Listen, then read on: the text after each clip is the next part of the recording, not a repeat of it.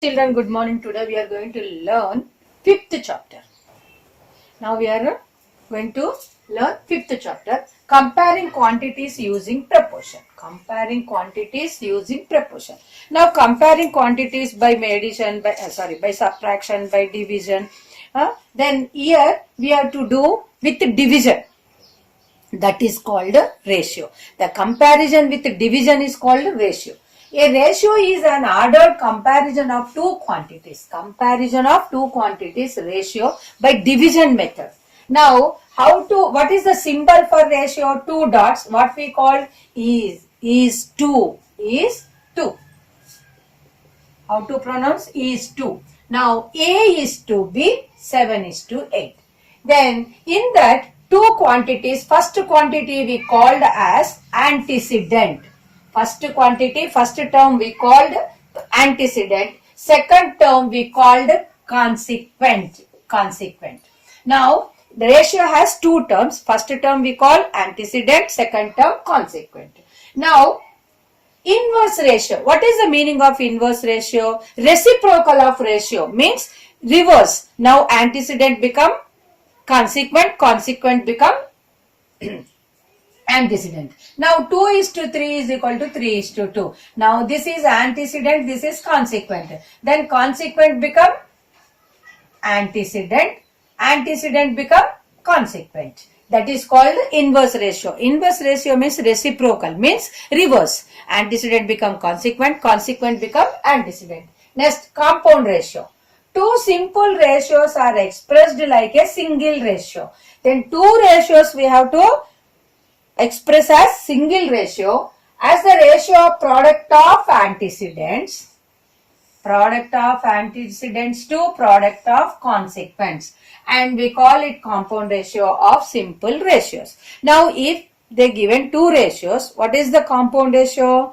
Product of antecedents is to product of consequents. Now, A is to B, C is to D. What are the two ratios? A is to B, C is to D. Then what are the division form? A by B, C by D.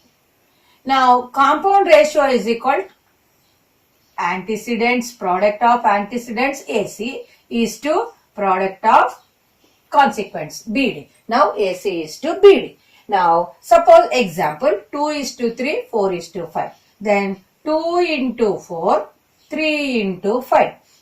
2 4s are 8 is to 3 5s are 15. Now 8 is to 15 is the compound ratio. Compound ratio means what? Product of antecedents is to product of consequents. Next, proportion.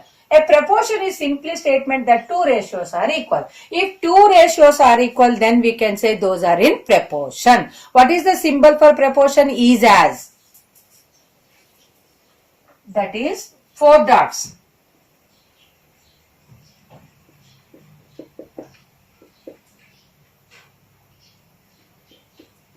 Four dots. Is as.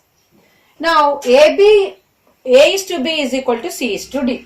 Now two ratios are equal. Then we have to write in division form A by B is equal to C by D. Then we can do the cross multiplication. AD is equal to CD. Product of mean is equal to product of extremes. What is the proportion? Product of mean is equal to product of extremes. That means one antecedent and other consequent we have to multiply.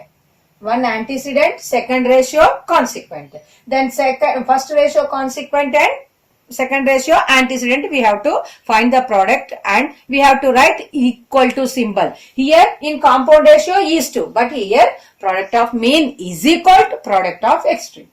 Next, exercise 5.1. The compound ratio of 3 is to 4 and the inverse ratio of 4 is to 5 is 45 is to x. Find x. Now first we have to find out the compound ratio of 3 is to 4, inverse of 4 is to 5. Then compound ratio means you need two simple ratios. What are those here?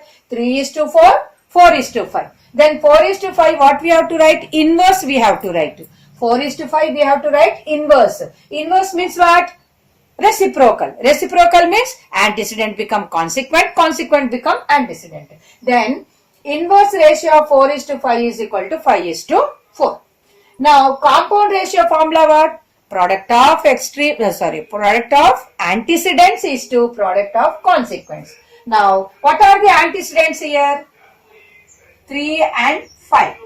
Consequence 4 and 4. Now 3 into 5 is to 4 into 4. 15 is to 16. That is the compound ratio.